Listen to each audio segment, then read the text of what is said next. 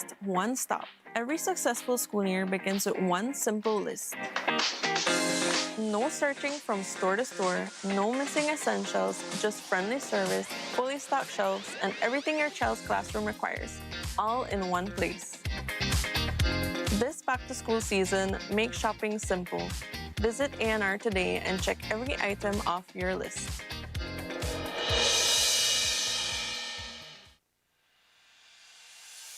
Scholarship opportunities in refrigeration and air conditioning.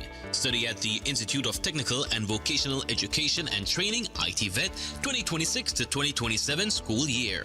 The National Ozone Unit, NOU, Department of the Environment, coordinates Belize's implementation of the Montreal Protocol on substances that deplete the ozone layer to build the skilled workforce needed to safely service next-generation climate-friendly refrigerants. The NOU is offering 12 full scholarships for the one-year refrigeration and air conditioning RAC program at participating ITVET institutions. The program supports Belize's phase-down of HFCs, the phase-out of HCFCs, and the safe adoption of energy-efficient low GWP refrigerants. Eligibility and conditions.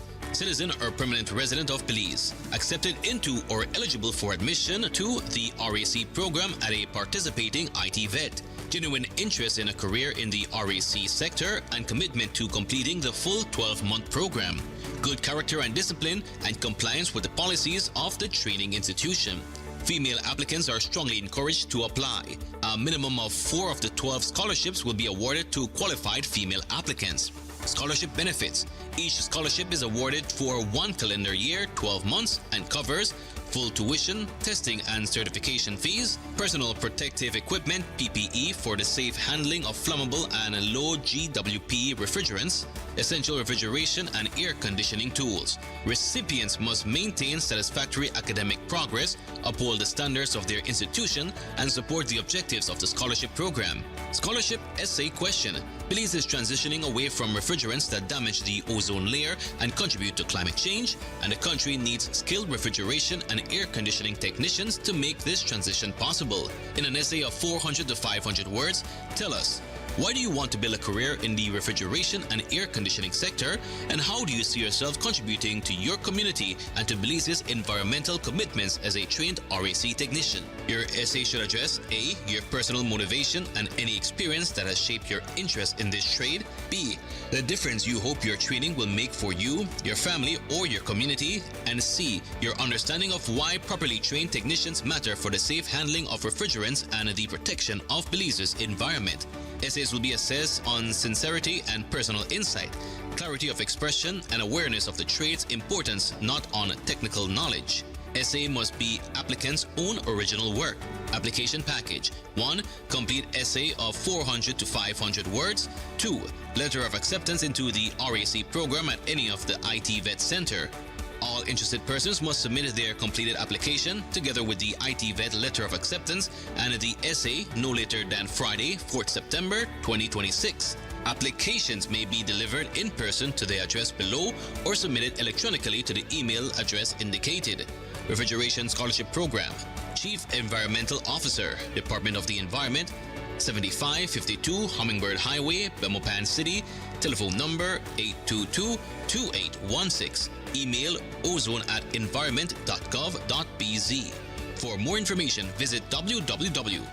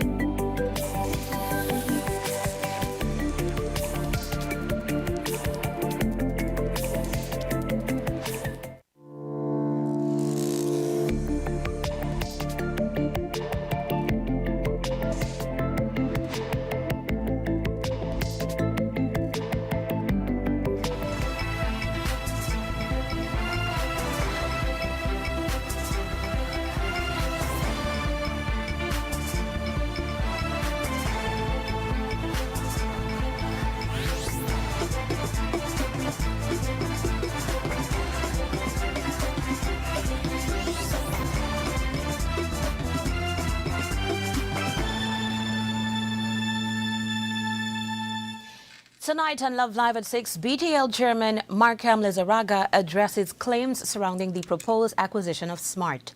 Social partners say requested financial statements and independent valuation reports remain outstanding. Business owners raise concerns about discolored water filters and the quality of the public water supply. Regional judicial heads stand behind the Caribbean Court of Justice but condemn the leak of internal correspondence. Vin Blaine takes over as the Football Federation of Belize's Director of Football. Agricultural drones bring savings for rice farmers but reduce the demand for field workers. And Belize City is featured in a Commonwealth study on municipal financing. These stories and more tonight on Love Live at 6. Introducing GrowWatt, a global leader in distributed energy solutions, delivering innovative solar technology trusted around the world. Engineered for reliability, designed for sustainability, built to power every scenario, powering homes, empowering businesses, creating a smarter energy future for Belize. For residential hybrid systems that maximize energy independence, to homes across Belize benefiting from smarter, more efficient power management.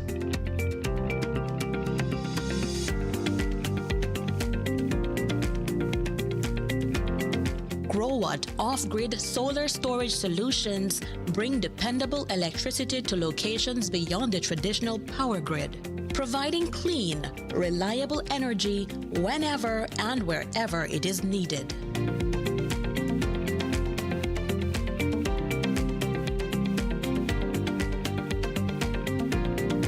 For businesses, GrowWatt delivers powerful commercial and industrial energy solutions that help reduce operating costs while improving energy security, including proven installations right here in Belize, helping businesses operate efficiently with dependable solar energy systems.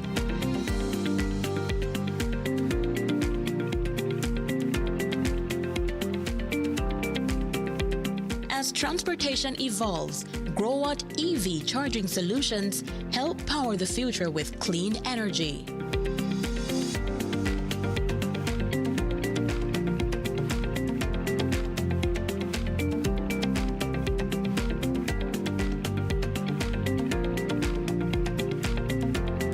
Need power on the move? GrowWatt portable solar power solutions provide flexible energy for construction sites, events, emergency applications, and temporary installations. GrowWatt delivers energy-smart solutions for a greener future. Distributed in Belize by Lano Supplies, 112 Ranchita Village, Corozal Town.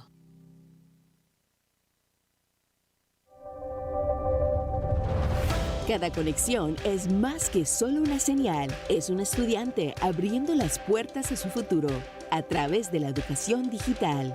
Una mente joven atreviéndose a soñar en grande. Nuestra cultura compartida con el mundo en tiempo real. Y héroes cotidianos respondiendo al llamado del deber cívico.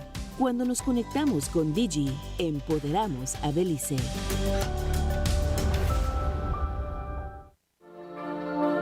The success of my business means a lot to my family, especially my brother, because I'm continuing his legacy, making butterfly art collages. It was very hard for me to receive payments. I had to go directly to meet the person I'm purchasing from and who I'm selling to receive payment. Because I opened my business account with Atlantic Bank, now I can make and receive payments online, and this has made my job much easier. Atlantic Bank, building the future together. Pelican is more than just brewed in Belize. It's made of Belize. And being made of Belize means being authentic, unique, and proud. This is what that looks like.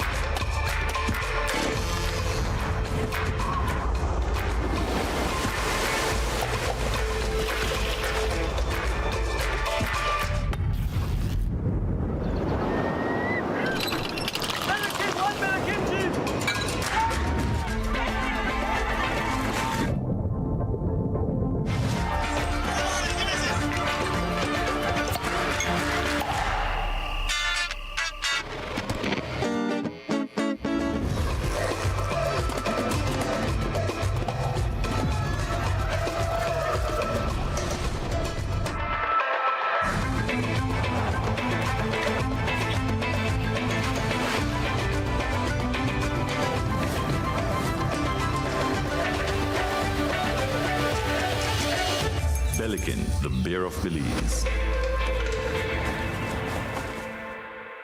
There are many stories to be shared about what it means to be made of Belize. Join Belikin in celebrating our Belizean heritage by sharing your unique story. A few of these stories will be selected to be produced into Belikin Made of Belize videos. Those chosen will receive Belikin beer for a year and will be invited to join us during production. Let's tell the stories of what it means to be made of Belize. Please send us a WhatsApp message at 630-6519 or email us at madeofbelize@skz.bz. BTB Accommodations License Renewal 2026 opens August 1st through the online portal. BTB is also having its license renewal clinic countrywide, starting August 10th in Corozal, then in Orange Walk, Key Cocker, San Pedro, Hopkins, Placencia, Toledo, Belize City, San Ignacio, and Belmopan. Remember, to successfully process your renewal at the clinic, managers with portal access must bring updated electronic copies of renewal requirements. Licenses will be ready the same day at the clinic.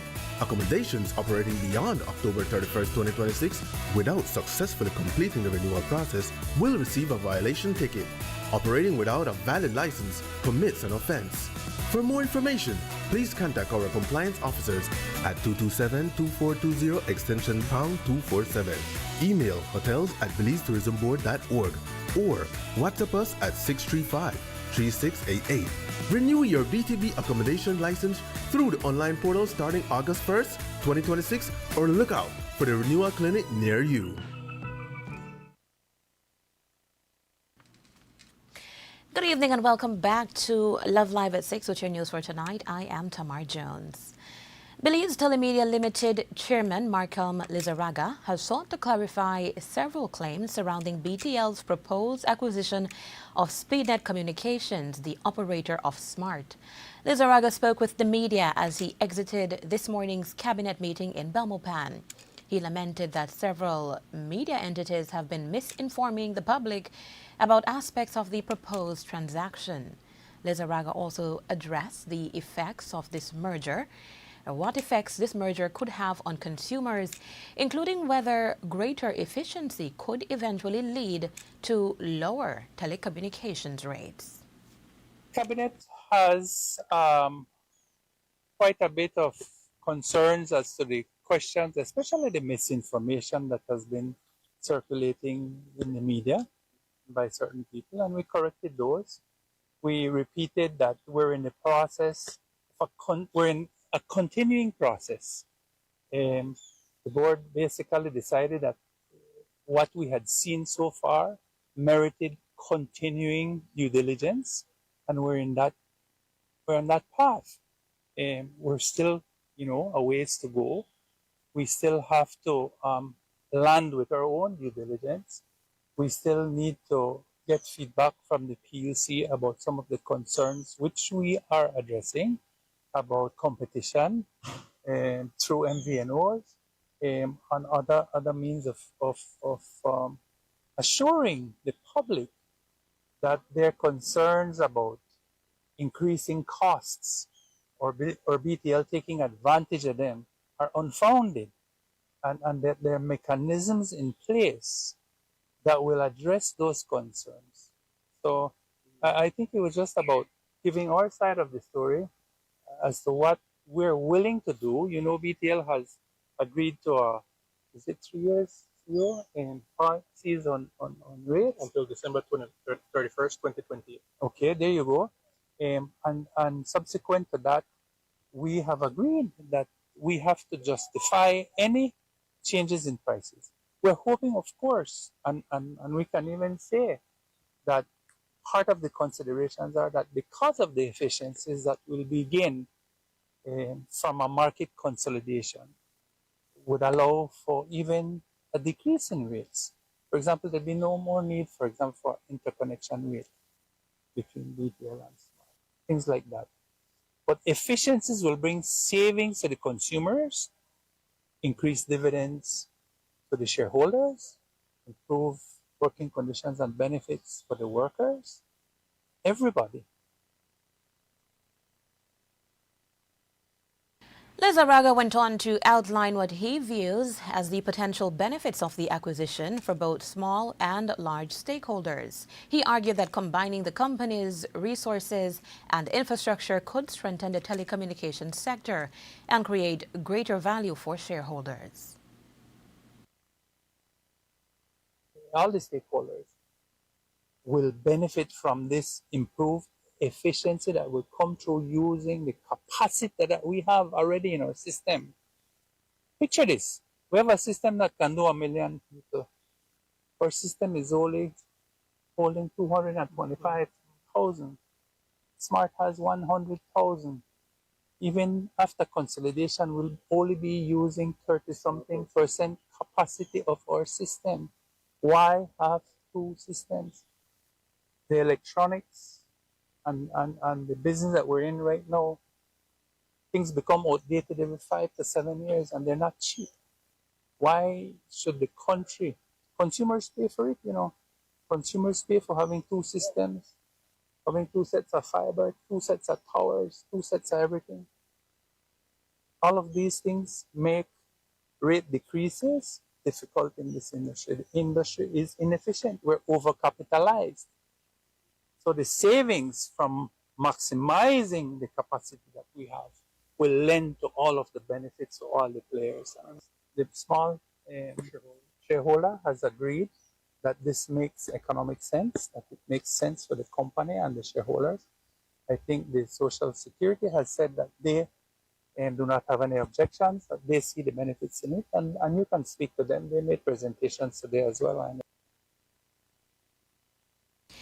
The BTL chairman also disclosed that an independent assessment of the proposed acquisition was conducted by a Brazilian agency. A second independent review was among the requests made by social partners seeking greater assurance about the transaction. According to Lizarraga, BTL has now fulfilled that request. We've just reassured Cabinet that this process is a process that took place. We've received 3 independent valuations so far on the company.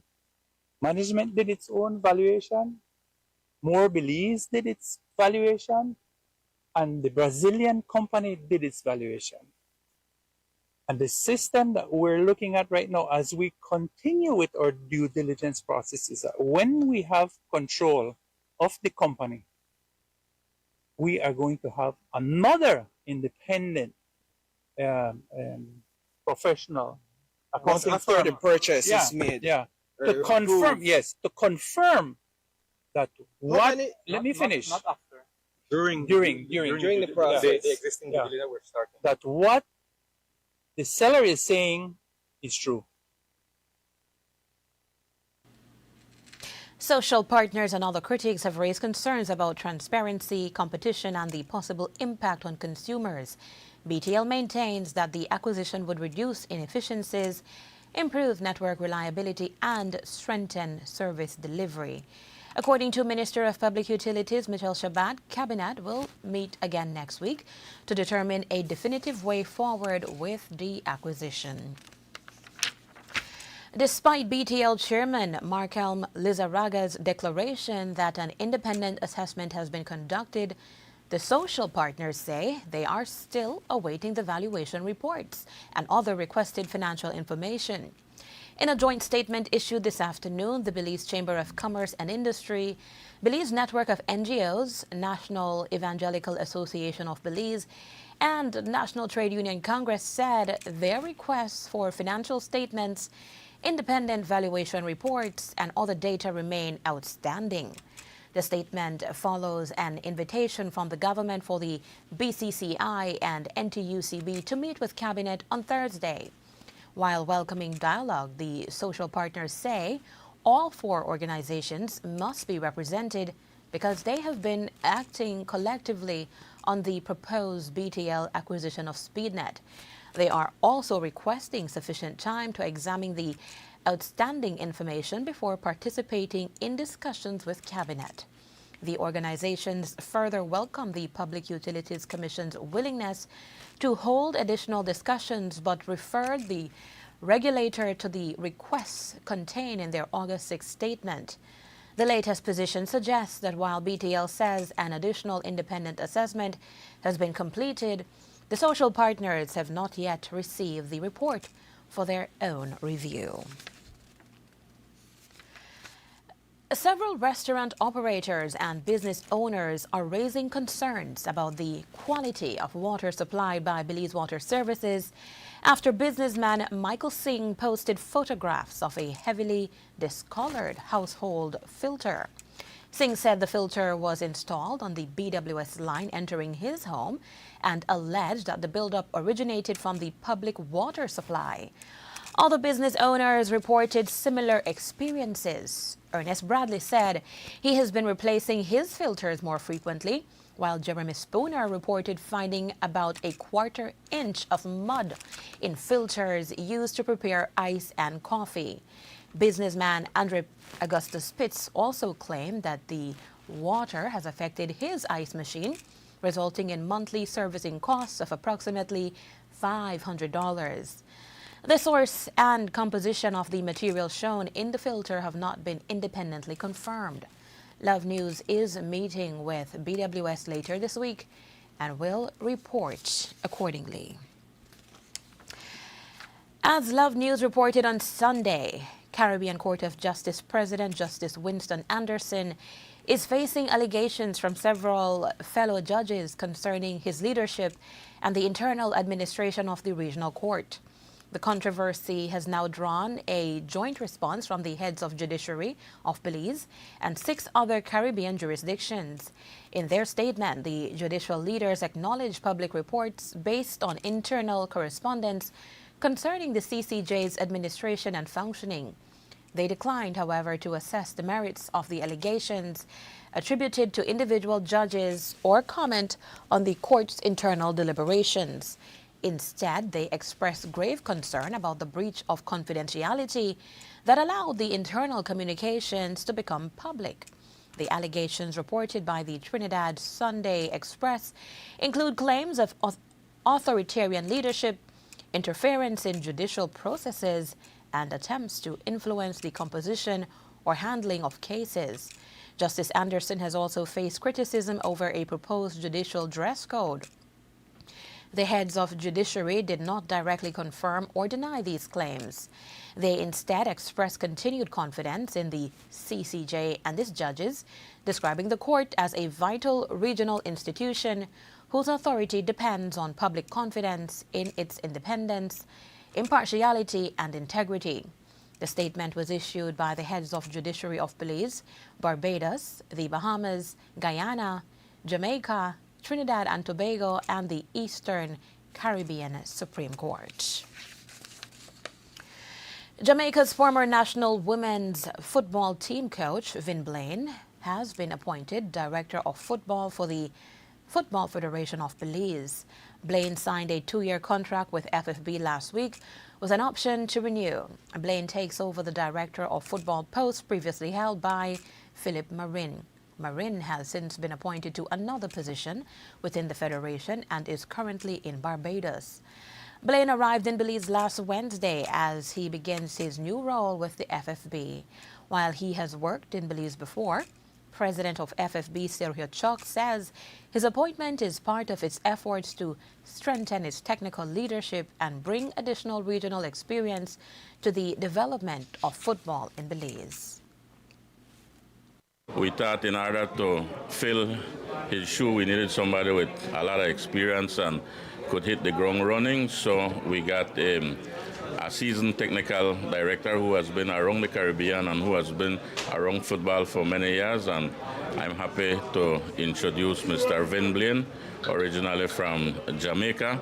He has a lot of experience in this field, and that is exactly what we want. So we have also hired a deputy he is extremely qualified. We actually had to poach him from an academy in Taiwan, where he has been residing for the last decade and a half.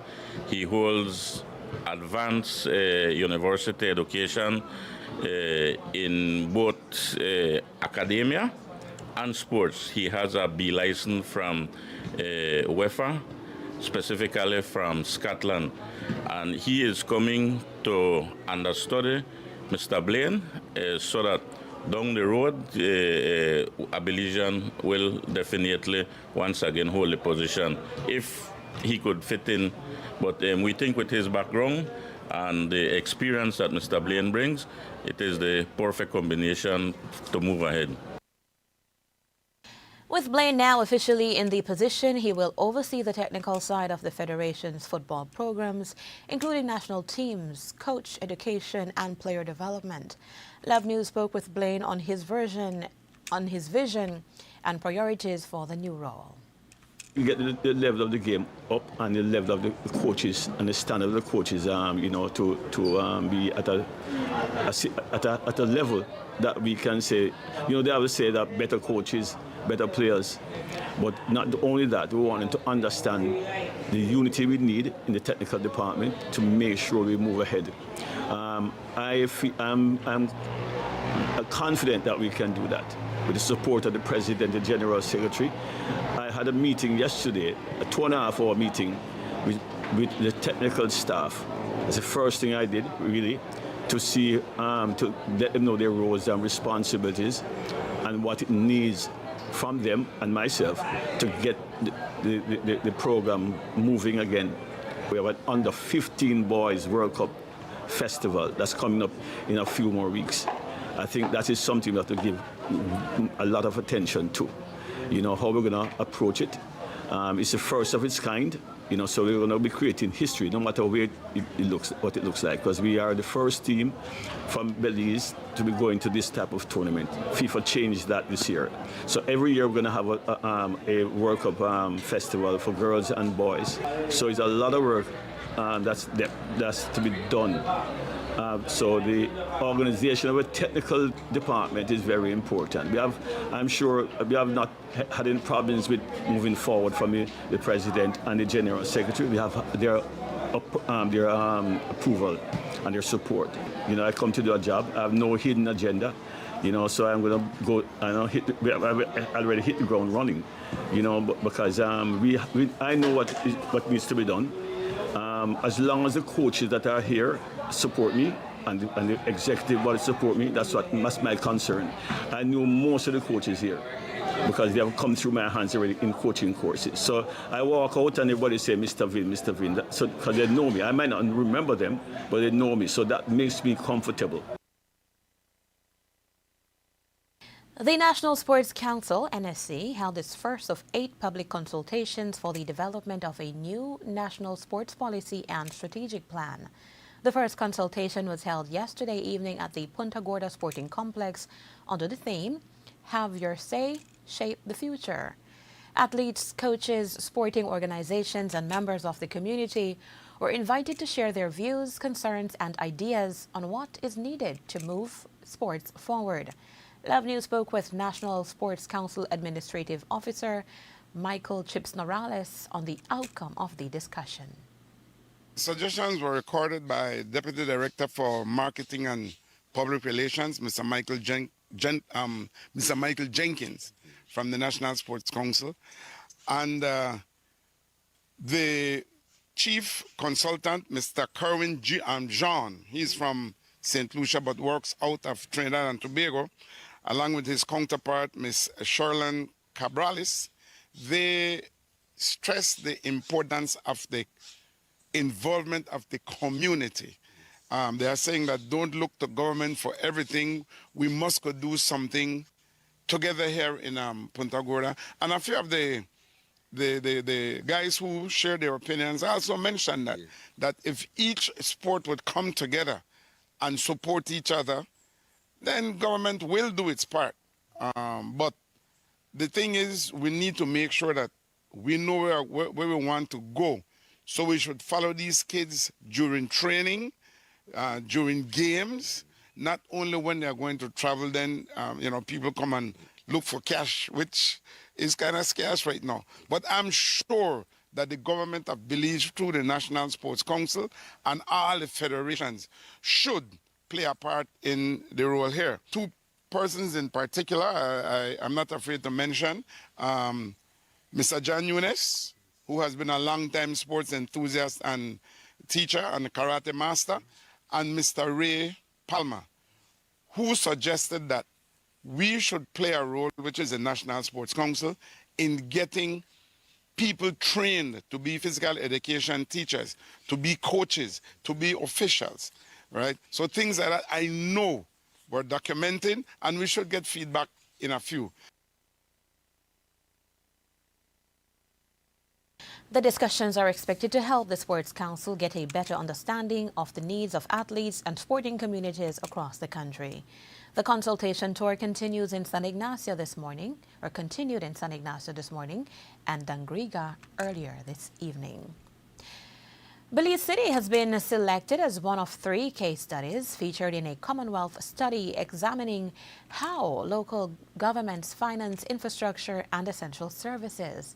The study examined fiscal administration, municipal financing, and Belize City's municipal bond program. Just last Wednesday, Belize City Mayor Bernard Wagner participated in a webinar titled The Urban Finance Gap: Practical Pathways for Local Government Finance Across the Commonwealth. During the discussion, Wagner said securing funding to construct infrastructure represents only part of the challenge facing local governments. He noted that street drainage and other projects must also be supported by adequate financing for their operation, maintenance, and eventual replacement. The Yarborough pumping station was citing as an example. While the facility has helped to drain waterways during periods of flooding, its continued operation and maintenance create recurring expenses for the Belize City Council. The discussion also examined the need for sustainable municipal financing frameworks, greater decentralization, and increased access to funding for capable local governments. The Council says Belize City's inclusion in the study provides an opportunity to share its experiences with other Commonwealth jurisdictions while contributing to wider discussions on infrastructure financing and urban resilience. Belize City was featured alongside Kerala State in India and Kigali, Rwanda, in research presented by the Commonwealth Local Government Forum.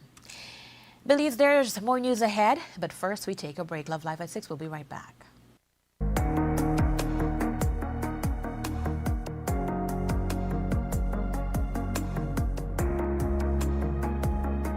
People, not businesses, power the economy.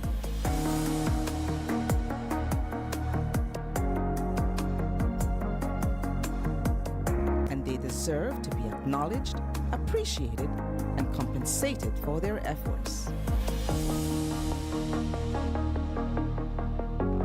Because when your people are successful, so is your business.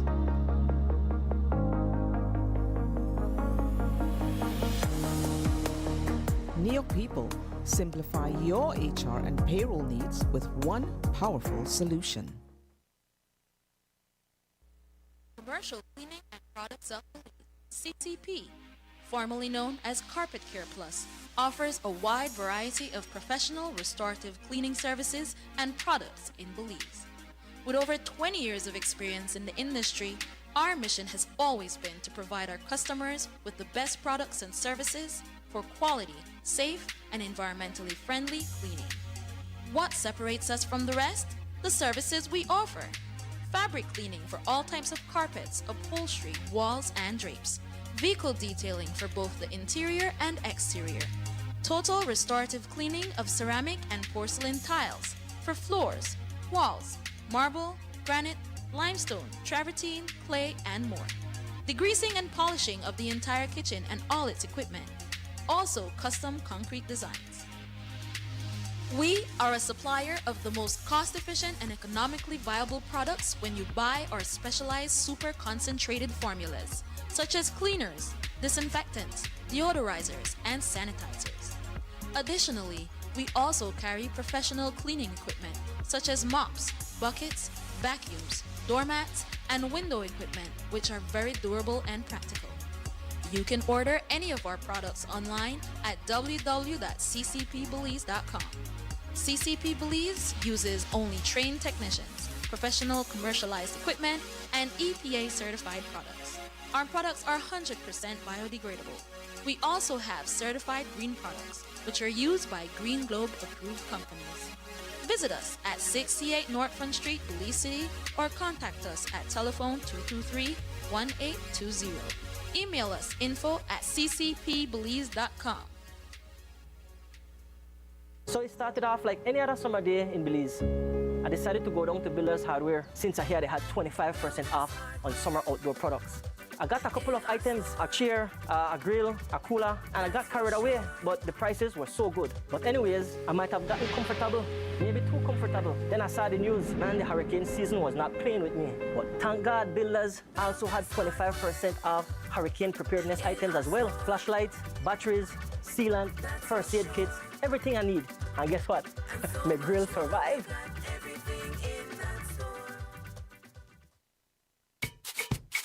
Belize, you feel it yet?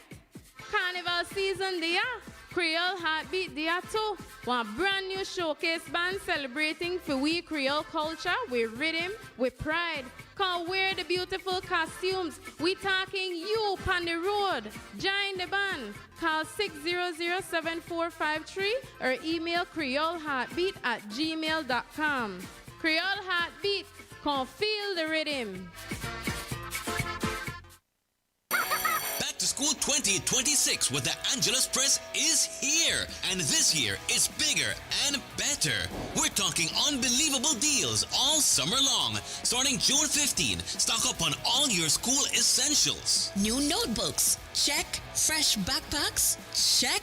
Prices that make you smile, double check. Mommy, I want my new Samsonite backpack. That's right. Samsonite still offers a sweet 1-year warranty. And hey, you even get a free merch with purchase while supplies last. Stay in the loop by following the Angelus Press on social media. Every Friday during our back-to-school season, look out for our jaw-dropping This Stuff for Real deals. So before you shop, make sure you follow The Angelus Press, your back-to-school headquarters all summer long. The Angelus Press and the Love Foundation, transforming lives with love.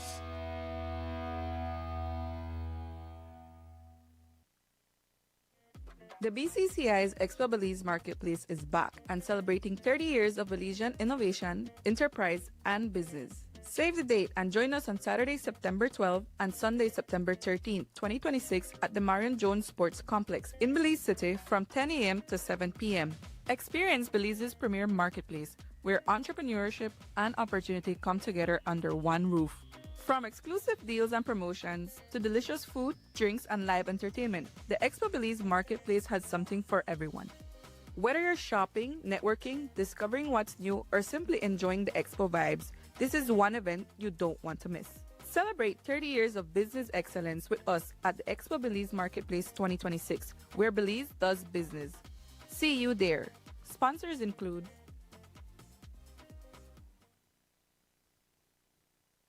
Welcome back to Love Live at 6. Technology is transforming rice production in southern Belize.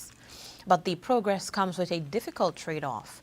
Farmers in Big Falls Village are now using drones to fertilize their fields, reducing costs and improving efficiency while also decreasing the need for field workers. Zaina Agustin examines the benefits and challenges of this changing approach to agriculture. There's a popular adage that says progress brings problems. For the rice farmers in Big Falls Village, Toledo, they're modernizing with drones to fertilize crops. It is a win for cost savings, but a loss for field workers. It is quite the quandary, but according to Sergio Tillett, agricultural coordinator at Belize Marketing and Development Corporation, the new T50 drones are proving far more efficient and financially viable. When our administrator started and with the then new Minister of Agriculture, Honorable Mai, we saw that the production of rice in the south had depleted drastically. We went from 8 million pounds roughly per year to producing a mere 200,000 pounds of rice paddy. So what we did, that's where the initiative started, where we started with, first of all, encouraging farmers to plant. And then as the years went by, we're doing different field visits. We found out the farmers were having issues with land preparation. They were having issues with seeds availability. They were having issues with fertilizers, a whole lot of things. We had an agronomist coming over to assist us to be able to see what they were seeing firsthand in the field and what they needed. We had tractors on board, we had plows, we had even a spider sprayer, which we were using back then before the drones came on board.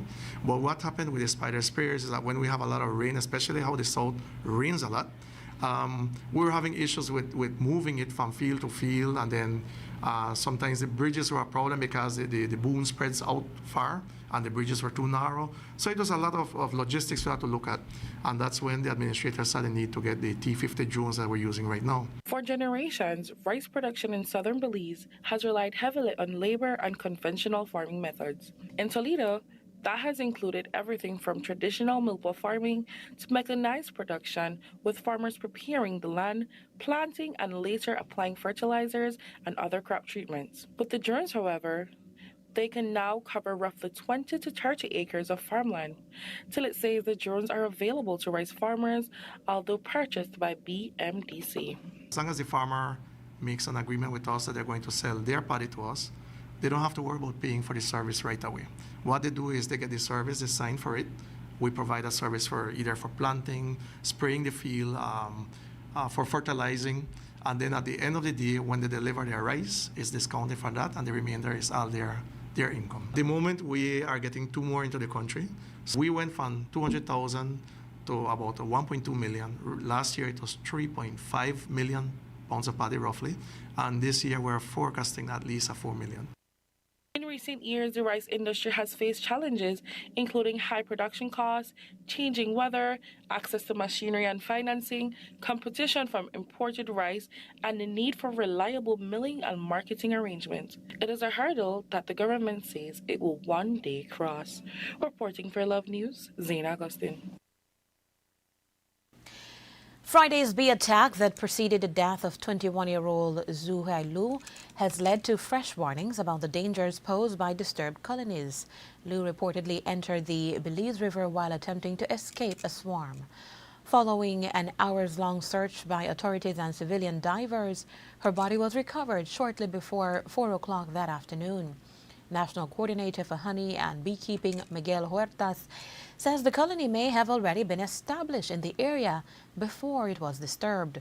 He explained that agitated bees can remain defensive for up to 48 hours, increasing the risk of another attack if people approach the location.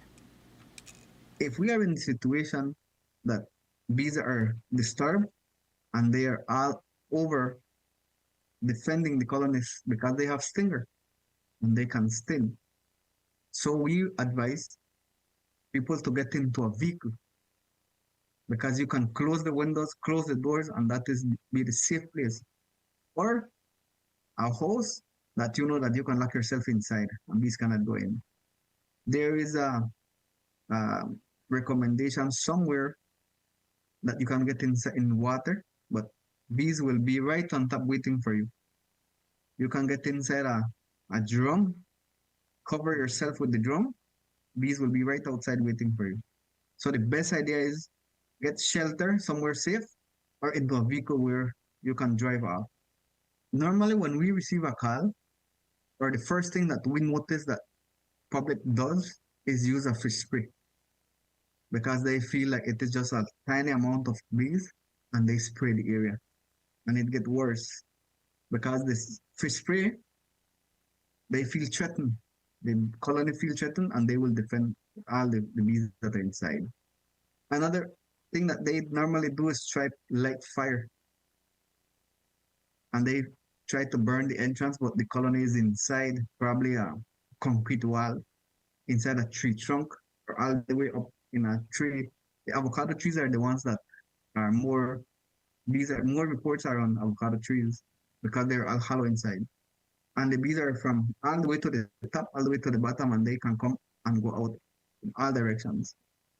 We have trained all our districts once, from Corozal to Stankwek and Toledo.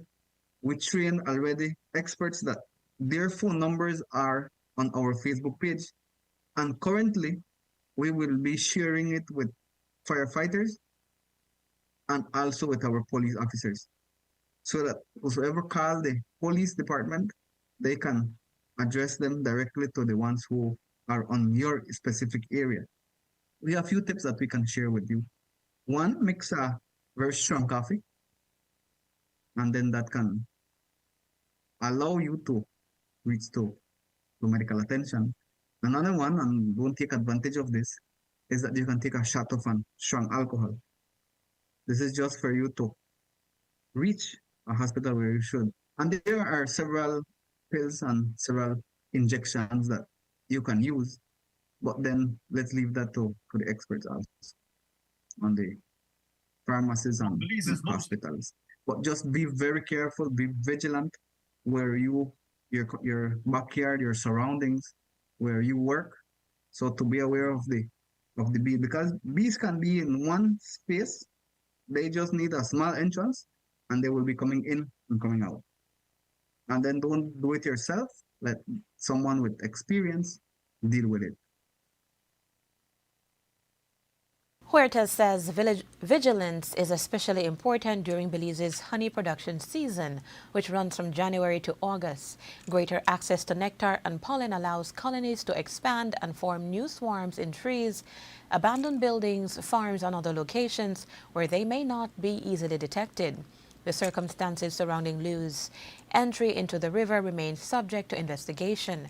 However, Huertas is advising people not to approach or disturb bee colonies and to report swarms found near homes or populated areas to the relevant authorities. In April 2025, 59-year-old Japi Nello Perez was also died following a bee attack while working on a farm in San Pedro Colombia village in the Toledo district. For 15 scarlet macaws, a return to the wild came yesterday morning in the Cayo district. The birds were released after spending roughly 100 days in rehabilitation, where they were cared for and prepared for life back in the forests. The release is part of ongoing efforts by Friends for Conservation and Development, FCD, together with the Forest Department to protect Belize's scarlet macaw population. Under a protocol established by the Forest Department, the macaws were rescued and brought into care where they were fed and monitored. But rehabilitation was about more than simply keeping the birds alive. The macaws were eventually moved into a flight cage, giving them the opportunity to build their flying abilities and prepare for the demands of the wild. Love News spoke with biodiversity research inventory technician Wilmer Guerra on the release of the macaws. The 15 scarlet macaws are a part of the first batch of 19 scarlet macaws that we extracted from their natural cavities. And we had to, unfortunately, be able to grow them in our in situ facilities at Las Cuevas Research Station. They've gone through extensive rehabilitation process, and now they were fully ready to be able to be soft released into the wild. So that's basically what we did yesterday, releasing 15 of them. Basically, these scarlet macaw chicks were at-risk chicks. So we are biomonitoring in the Chiquibull ecosystem. So whenever we find chicks that are at risk of being poached, either because the nest has been poached in the past or because they are in the immediate area of areas that we know have been poached in the recent years, so we extract those chicks and we take them to our in situ facilities. There might also be other reasons that we have already set as protocols with the Forest Department. For instance, if a third chick hatches in the nest, usually the third chick is starved to death by the parents. The parents won't feed the third chick. Usually they only feed the first and the second, which are the strongest. And the weakest, which is usually the third chick, is starved to death. So we take that third chick and we hand rear it in our in situ facilities. It's a long process that we do in collaboration with our partners. We have, for instance, the Belize Wildlife Referral Clinic. They provide the veterinarian services. So as they are extracted, they are monitored with the assistance of the vet, who's Dr. Isabel. And then we also have, of course, collaboration with our main partner, which is the Forest Department. And so once that chick is extracted out into our in-situ facilities, then we basically mimic a lot of the natural conditions that are out there in terms of the amount of food that's given to the chick. And we basically feed them a special form of formula that's specifically developed for scarlet macaws. We also mimic the time of feed that we basically feed our chicks. And so they go through about 4 to 5 months of rehabilitation in our facilities. Basically, around the first 45 days, we feed them only the formula. Then we slowly start incorporating things like wild fruits and other supplements so that the macaw would be able to develop as how it would normally develop out in the wild. And once it reaches about day 90, then we transfer it to our bigger facilities, which is the flight cage, where the macaw would be able to basically practice its flight muscle. And about 120 to 140 days of age, then the chick would basically be released out into the wild. The cage was opened yesterday morning, allowing the macaws to make their way back into their natural environment. Some immediately flew further from the release site, while others stayed nearby as they adjusted to their surroundings. For FCD, the release is also connected to a much broader effort to monitor and protect scarlet macaws in Belize. The organization's research unit has been monitoring natural nesting cavities since March, keeping track of the birds and their chicks while also maintaining a presence around nesting areas. That presence serves another purpose, helping to deter poachers. These macaws, if basically we hadn't released them out, they wouldn't have been alive, basically, because the first reason is poaching. If otherwise they would have ended up in the illegal wildlife trade across in Guatemala, where they would be sold off in the black market. So they would spend the 80 years of their life inside a cage. So a number like 15 chicks being released back into the wild is very good for the population. 350 is a very small population. It's in the brink of extinction. So the work that we are doing is very important for the conservation of the species, right? They are soft release. Basically, they would slowly adapt to the wild. So usually what happens is that they would fly off and forage in wild fruits for about 2-3 days, and then they would fly back to our facilities where we have platforms in which we would still provide food and water for them, allowing them to slowly incorporate into the wild, right? Last management step that we consider, if we find a chick, for instance, that needs to be extracted because of poaching, the first option is to try and see if there is a foster nest. So what we have been doing is insert a chick from high poaching areas into a nest that's relatively safe, that we can safeguard, and insert a chick that's not originally for that parent, and the parents would successfully foster that chick and fly it off into the wild. But if there's no foster nest, then basically that's when we have to extract to our lab and ultimately do the soft release program. FCD says illegal wildlife trade remains one of the major challenges facing the species, but despite those threats, there is progress. It says Belize scarlet macaw's population is roughly at 500, an increase from the approximately 350 recorded during the last national survey. Belizean rapper, humanitarian, and former government official Shine is among 4 Caribbean entertainers selected as special honorees for the 2026 Caribbean Music Awards. Shine will receive the Global Ambassador honor in recognition of his contributions to music, public service, and Caribbean culture. He will be honored alongside Jamaican dancehall artist Patra, Tobago-born calypso legend Calypso Rose, and Haitian-American singer Alan Cave. Patra will receive the Lifetime Achievement Honor for her influence on dancehall and reggae. Her debut album, Queen of the Pack, reportedly became the first album by a Jamaican female artist to top Billboard's reggae album charts. Calypso Rose will receive the Elite Calypso honor, recognizing her 6-decade career, while Kabe, widely known as the King of Compa Love, will be presented with the Elite Compa honor. The 4th Annual Caribbean Music Awards is scheduled for Saturday, September 19 at the National Assembly for the Performing Arts in Port of Spain, Trinidad and Tobago. The ceremony will form part of the inaugural Elite Weekend Experience, a 3-day celebration bringing together Caribbean artists, fans, and music industry representatives from September 18 to 20. A mother and daughter lost their home in a fire in the Trial Farm area of Orange Walk Town on Sunday evening. 63-year-old Blanca Estelle Pena and her 20-year-old daughter, Elia Mesa, reportedly left their wooden house near Sparrow Street and San Lorenzo Road to attend church. When they returned shortly before 6 o'clock, the building was engulfed in flames. Mesa spoke with Love News about the fire and its impact on the family. When we were coming from church, we saw smoke, but we thought that the neighbors were cleaning and stuff like that. So, but when we were getting closer to our house, we saw fire that coming out from the house, from the inside of the house.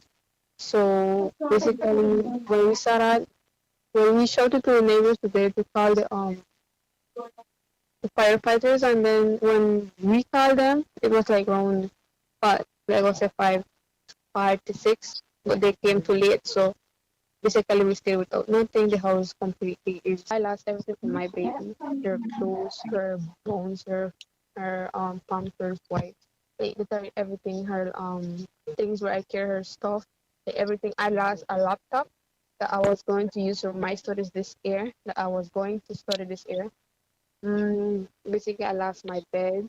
I lost my shoes, my clothes, and at the same time, that's the same thing as my mom. She lost one of her phones, and she lost her bed too. And so we lost everything, our kitchen, and we didn't have light, so we have affected a lot because we don't have anywhere to stay right now. We're staying at a church, but at the same time, it's not like me as a mother. It's not comfortable because I was already used to my house. And I didn't expect this to happen. Worse than I'm a C-section. I had a C-section, and I didn't know my baby would lose her house. Anything, whatever you want, it's gonna be a big help for us. Firefighters contained the blaze, but the uninsured house was almost completely destroyed. No injuries were reported, and the cause remains under investigation. People wishing to assist the family can contact Mesa at 620-1951. The Police Advisory Committee met in St. Bite today to review recent crime data, community policing initiatives, and outreach activities conducted during July. The monthly meeting, held at the St. Bite Police Sub-Formation Conference Room, included committee members, police representatives, and representatives of the Placencia Polyclinic. Discussions focus on strategic law enforcement updates and several concerns affecting communities in the Placencia area. Among the issues raised were incidents involving people experiencing mental health challenges. The committee also reviewed ongoing community-oriented policing efforts and offered recommendations intended to strengthen cooperation between residents and the police. The meeting was chaired by Police Advisory Committee President Steve Christensen. Attendees included Vice President Jody Leslie, Committee Member Eworth Garbuch, and Dr. Kenton Hernandez of the Placencia Polyclinic. Police representatives included Superintendent Nazario Chizib, Officer Commanding the Placencia Police Formation, Inspector Anibal Castellanos, Officer Commanding the St. Bite Police Substation, Subformation Sergeant Aretha Gordon of the Community-Oriented Policing Unit, and Corporal Roberto Ical of the Placencia Police Formation. This is Love Live at 6. We have more news after the break.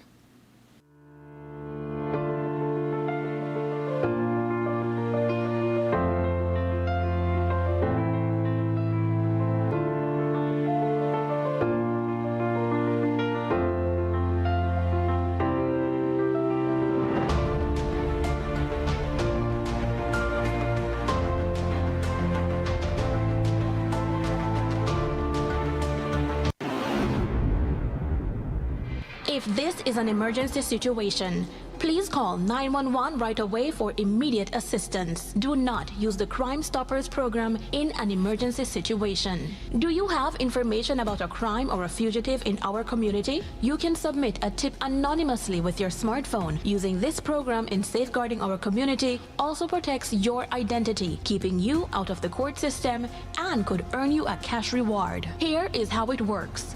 Download the free P3 Tips app from the Apple Store or Android Market. P3 is the provider of our secure anonymous tip collecting software. Open the app and create a PIN, but be sure to remember that number, then select your location. Next, select the type of crime. When submitting a tip, be as specific as possible. Remember, the more information you give the officers, the more likely it is that we will be able to identify the suspect or confirm a crime has taken place. This ultimately helps when making arrests. Information leading to an arrest can earn you a cash reward of up to $1,000. Never put yourself in danger to gather information. However, if you have a picture, video, or audio that will help officers, you can upload them from your phone. Once you click Submit Tip, P3 will ask to send you notifications. You choose what's right for you. Once your tip is submitted, you'll be given a tip ID and password. Keep that info safe as you'll need it to check the status of your tip. Using the app, simply log back in using the PIN you created when you first opened it. Check back if your tip leads to an arrest. You'll be told how much you were rewarded and how to anonymously collect your cash. I believe, of course, I will make sure the place clean, especially the places then where we treasure.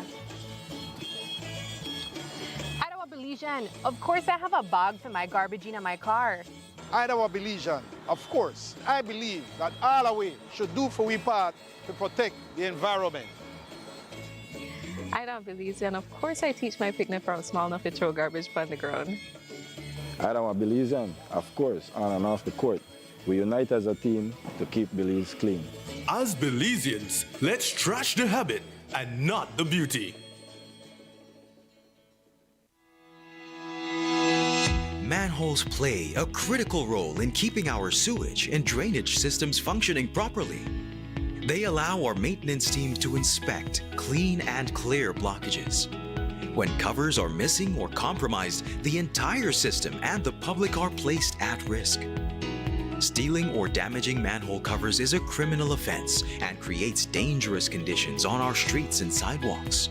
Motorists and drivers are reminded that it is an offense to park or drive on sidewalks. The weight of vehicles, large or small, can crack and dislodge manhole covers. In an ongoing effort to protect lives, property, and public infrastructure across Belize City, your Belize City Council continues its citywide manhole cover replacement program. Since the launch of this initiative, thousands of damaged or missing manhole covers have been replaced, improving safety, accessibility, and the overall appearance of our streets and sidewalks. Despite these strides, manhole covers continue to be stolen or damaged, creating serious risks for pedestrians and motorists, including severe injuries, traffic incidents, and damage to personal property. If you see a manhole cover that is broken, missing, or unsafe, report it immediately. Take a photo and share the location with us via WhatsApp at 673-9055 or by calling 227-2308. Remember, maintaining manhole covers requires a shared responsibility. Together, we can prevent accidents, protect public infrastructure, and keep Belize City safe for everyone. Your Belize City Council, always about the people. Belize, get ready for the ultimate showcase of culture, creativity, and carnival excitement. The Belize Carnival Association presents the annual King and Queen Competition 2026. On Saturday, August 15th, the Belize Civic Center comes alive as our magnificent Carnival Kings and Queens, juniors and seniors take the stage.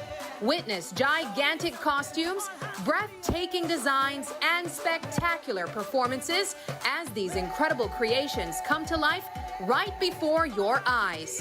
Who will capture the crown? Who will be named the next Carnival King and Queen? And that's not all. Enjoy a live performance by Kenny G and the New Creation Band. Prejudging begins at 5 p.m. and the show starts at 7 p.m. Admission is only $10 for adults and $5 for children 13 and under. Bring your family, bring your friends, and experience the magic, the energy, and the splendor of Belize Carnival. Welcome back to Love Live at 6. The Forest Department is continuing work on its institutional review and action plan for 2026 to 2030. During a workshop held on Monday, staff reviewed and refined the department's mission, vision, and public service values. The discussions also examined how the institution would respond to emerging challenges while better serving the people of Belize. The process is intended to strengthen the department's governance and help build a more modern and effective organization. The workshops are being facilitated by the German corporation through GIZ Central America's Selva Maya program. The Belize Defense Force, BDF, and the University of Belize, UB, are exploring ways to expand cooperation in education and professional development. Representatives from the BDF's Training and Doctrine Directorate recently met with UB President Vincent Palacio and members of his staff to review existing programs and discuss possible future initiatives involving the university and the Ministry of Defense and Border Security. BDF representatives also attended the closing ceremony for UB's digital literacy program. According to the BDF, the program provided participants with digital skills intended to support both their professional responsibilities and personal development. With UB preparing for the upcoming academic year, the two institutions have established plans to continue their joint activities and identify areas for further collaboration.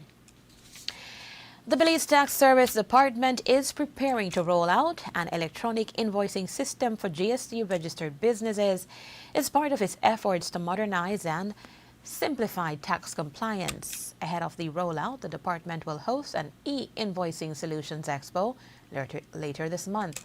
The event will introduce businesses to electronic invoicing and allow participants to meet solution providers, observe how the platform operates, and seek clarification about the new system. The expo is scheduled for Friday, August 28 at the Blue Hole Grand Resort and Residences in Belize City. GST-registered businesses interested in attending are encouraged to register in advance using the online form provided by the Belize Tax Service Department. And this concludes Love Live at 6 for tonight. We want to say thank you for watching, and we do invite you to join us again tomorrow evening for another live televised news broadcast. Until then, let's take a look at the latest in weather news.